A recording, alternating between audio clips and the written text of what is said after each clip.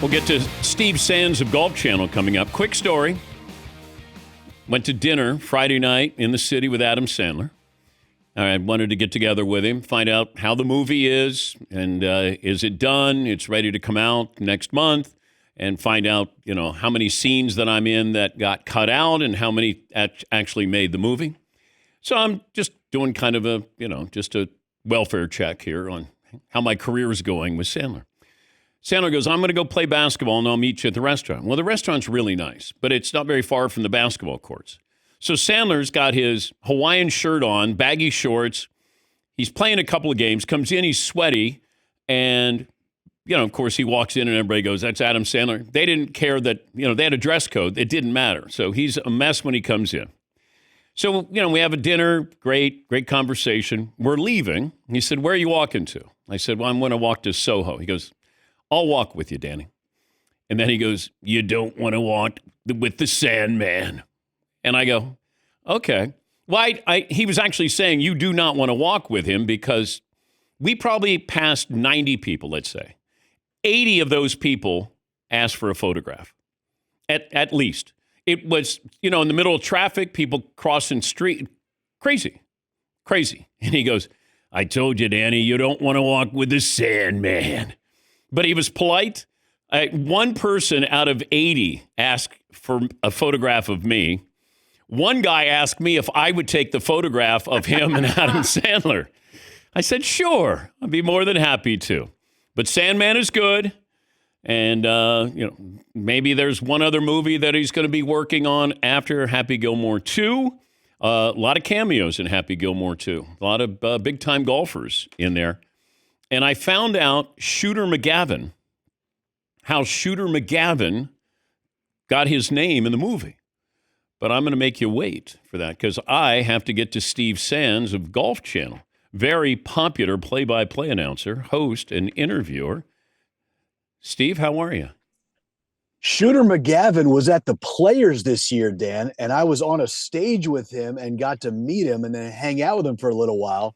And I was like, man, this is amazing. Shooter McGavin's like an incredible character in sports movie lore, and it was pretty wild. But let me get back to the Adam Sandler thing. One, love when you name drop. I think that's very cool. And two, how in the world can you walk block after block in New York City and only have one person ask for your autograph? You came to dinner with me about a month ago in Winter Park, and we couldn't take a bite without everyone in the restaurant running by and calling, oh my gosh, that's Keith Olbermann. Yeah. Oh, no, I'm sorry, Dan Patrick. Dan, what's going on? Good to have you back on, Steve. It's great to be with you, Dan. How you doing, buddy? The best golf movie of all time is? Oh, Caddyshack. It's not even close. Come on. Really? Come on. I mean, Caddyshack. Are you kidding? I mean, I love Adam Sandler, and I love all things golf genre with Adam Sandler. I mean, come on now. I mean, Caddyshack? Is there something better than Caddyshack? Are you going to give me Kevin Costner and that whole thing? Okay, if I take Caddyshack off the board. Oh, man. I haven't seen the second version, but the first version with Adam Sandler, I mean, that made me laugh out loud. I mean, golf usually doesn't make you laugh out loud. Yeah, I got to see the second version though. Are you saying it's good? Were you in the movie, by the way? Yeah. Wow. Of course. I mean, I tell you what, man, you're big time, man. I know, but I always find time for you. Is that right? Yes. You come to the Orlando area like once a month, and I hear from you once a year. Is that always making time for me? Yes, because I got to meet up with Rich Lerner, Faldo. Like, there's a lot of the best part about you living in that circle of people is that Lerner now lives in Connecticut and Faldo lives in Montana, and you're saying that you have to see them both when you're in Orlando. Yes, that's my favorite part. Yeah. No, I drive by their old houses. That's all. Yeah, that's nice. That's nice of you. Okay, I love what Rich Lerner said last night. He said that J.J. Spaun, he beat the best and he beat the beast. Yeah. He did. In that order, did he beat the best or did he beat the beast? I think you beat the beast first. I think certain major championship venues, aside from Augusta National, which hosts the Masters every year, there's certain U.S. Open and PGA Championship and Open Championship venues that just mean more. They just do. You do an Open at St. Andrews, and it means more than most of the other venues. And I think Oakmont is one of those places, Dan. When you win at Oakmont, you have conquered Oakmont more than you've conquered the other 155 guys who were in the field. I agree with Rich, but I would go beast before the field. How many golf courses in the world do we tune in to see the golf course, and then you tune in to see how the players play the golf course? Augusta National for the Masters every year. I've never been anywhere. I've said this to people all the time. You can go to Churchill Downs on the first Saturday in May. You're going to turn around and watch the Derby at some point. You're going to go to Wrigley or Fenway or whatever your cathedrals are, Fog Allen. At some point, whatever your cathedrals are in sports, you're going to be watching the sporting event. You can walk, and we've talked about this before, Dan. You can go to Augusta, get a badge for a day, walk around, eat those horrible pimento cheese sandwiches, buy yourself $2,000 worth of merchandise because you think you're never going to go back there again. You have to buy something for every human being you've ever met in your life, whether you love them or not. Have a beer, walk the 18 holes, see the place you're so familiar with, not see a single golf shot, and walk away, go home, and go, that was the best day of my life. And you never saw a shot. The course at Augusta National matters. Pebble Beach, I think, is in that category. We see that regularly, but you can just walk around Pebble and enjoy the beauty.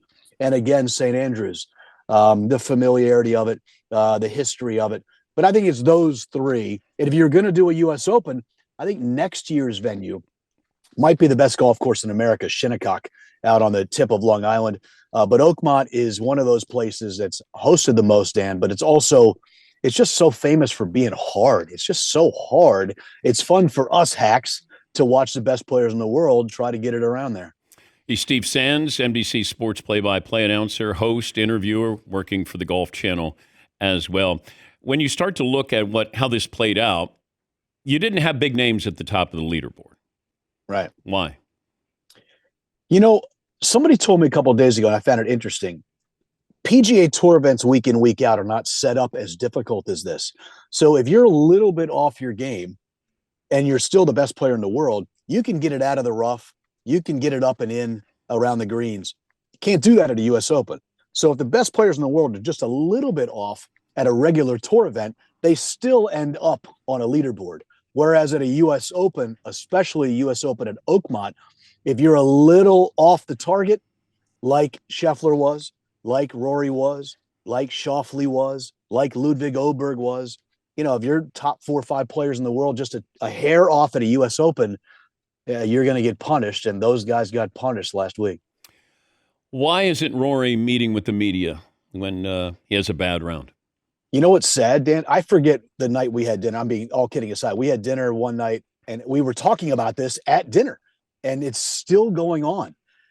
I think he's really bothered by what happened at the PGA Championship when the USGA and the PGA of America basically threw him under the bus and leaked out that his driver had to get taken away. So did Scotty Scheffler's, by the way, Dan, and he went on to win, but his name wasn't leaked out. Rory's was. He had just won the career Grand Slam. I think there's a motivation factor going on right now that he's trying to find that gear again. His whole life was geared towards doing something. Now that he's done it, he's naturally kind of taken his foot off the gas a little bit. I think he's upset that his name was leaked out. He didn't like the way the media handled that. The media actually went forward with that as opposed to perhaps going to him off the record and saying, hey, I just found this out.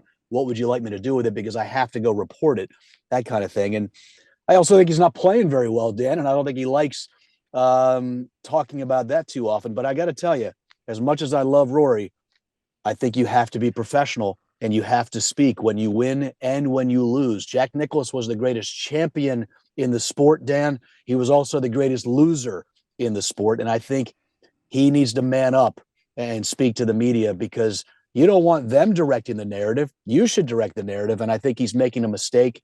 And I hope he gets back and starts to do what he normally does. Because, by the way, Dan, he's so great with the media. I know. He needs to do it. It's not professional. Because Jack won 18 majors. I think he finished runner-up 19 times.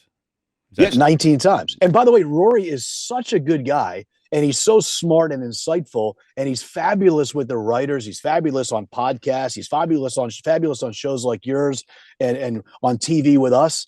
You know, I hope he gets back to doing it regularly because he's so good at it. But right now, he's in a little bit of a funk with the media, and he's not giving the media what it wants. And by the way, Dan, one last thing on that. He doesn't owe the media. You and I talked about this. No athlete owes the media anything. They're right when they say that. They shouldn't say that out loud, but they don't owe the media anything. They do owe their fans and their sponsors everything.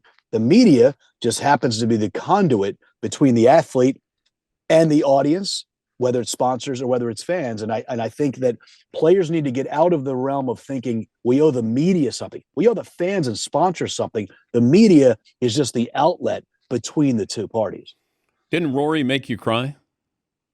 He did make me cry at Royal Portrush in 2019. My mother, I'll tell you a quick story. My mother had just passed away. And, you know, you hear from a lot of people, you hear from a lot of family and friends, clearly, you know, when your parents pass away or someone close to you passes away. In this case, it was my mom. We go to Northern Ireland, and I had never heard from Rory. I hadn't seen Rory since my mother had passed away. It had been about 3 weeks. And he missed the cut at Royal Portrush in his home country, which had all the pressure on his shoulders and his back going into that week. And right before we were about to do the interview on Friday, after missing the cut, after all that emotion from him, he literally looks at me. Tommy Roy's in my ear going, okay, 30 seconds out. I said, great. And Rory looks at me and goes, hey, I didn't want to text you and I hadn't seen you. Puts his hand on my arm and says, I'm so sorry to hear about your mom. I wanted to make sure I told you that in person. Oh, and yikes, Dan. I mean, we were not on the air, but I was like, whoa. I backed away from the camera, hit the talk back button, and said to Tommy, I said to Tommy Roy, I'm going to need a minute. He goes, no, we got to get to you. And I go, going to need a minute. And I looked at Roy and went, you got to be kidding me. And it was a very, very nice moment. It gives you a little bit of insight as to what type of human being he is, which is why we all want to hear from him, whether he wins or loses. But yeah, it was a very, very nice thing. He definitely got me. Not many people get me, but he got me hard there. Great to talk to you again. Dan, you're the best, man. I love you. Thank you. Steve Sands works for Golf Channel, also part of the coverage of the U.S. Open.